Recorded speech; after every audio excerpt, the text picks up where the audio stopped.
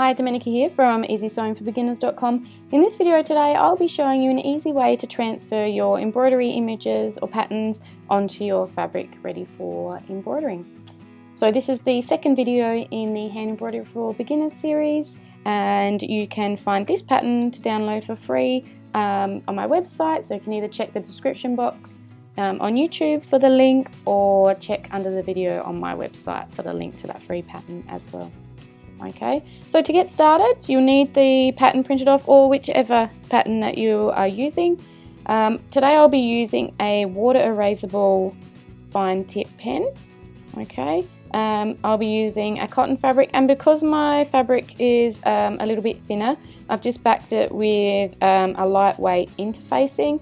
So as you can see, it's very thin, but it just gives it a bit more stability and stops my fabric from stretching. And I've just used the iron. I cut this piece a little bit smaller than the fabric, and I used a warm dry iron just to press it on like so, and that stabilizer is going to stay on the back of my fabric.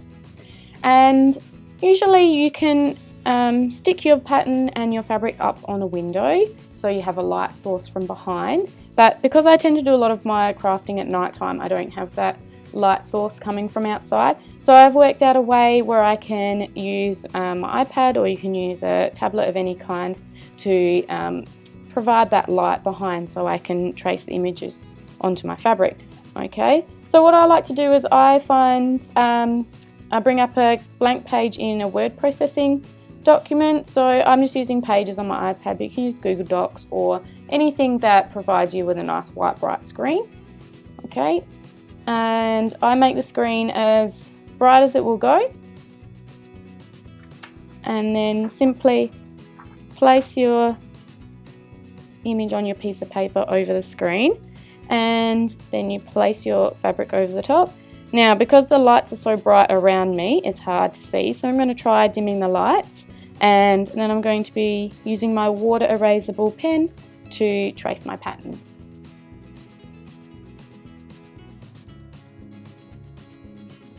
Okay, so I've turned off most of the lights around me. So now I simply just trace over all the patterns in my design.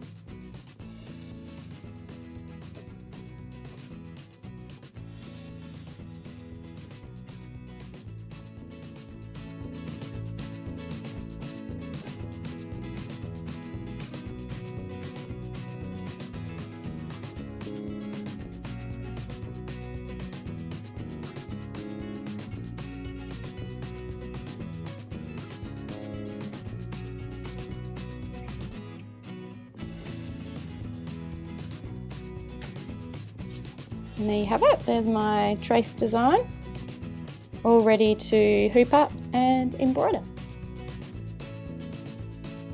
Now you might have an instance where you've traced a little bit of the design and it's gone off the lines, or you've just decided you don't want a piece of the design on there. So the good thing about these water soluble pens is that you can erase little bits of the design if you don't want them, or if you make a mistake, and then you can wipe the design off with a damp cloth or damp paper towel once it's completed as well. So one little tip is, say I didn't want that little squiggle line of smoke coming out of the chimney in my design, I can just get a wet cotton tip or Q-tip or whatever you call them, and you can just remove little bits of the design just with the wet Q-tip, just like that.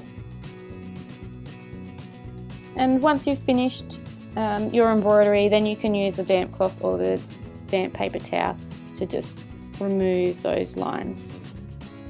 So depending on how wet your cloth is, you might just need to dab. On my paper towel isn't extremely wet, but you can see that it's starting to disappear as I dab over it like that. So a very easy technique for transferring your patterns or your designs onto your fabric. Now you can also do this with a friction pen. So the lines would need to be removed with a hot iron. So If you're going to be using an interfacing that needs to be ironed on, then I recommend transferring your images on after, or they will disappear. But if you put your fabric into the freezer, if you accidentally erase some of your lines with your friction pen, then your lines will appear again after 5 or 10 minutes of it being in the freezer. Okay, and when I first started learning how to hand embroider, I did use these Pigma pens. But these are permanent, so you can't remove the lines, so if you accidentally go off the lines when you're tracing, then it's hard to remove that. So I don't use these anymore, but some people still might recommend and like using those as well. Okay. I hope you found this video useful. Don't forget to check out the other videos in my Hand Embroidery for Beginners series, and subscribe to keep up to date with all my other videos coming out in the near future. Thanks for watching. See you next time.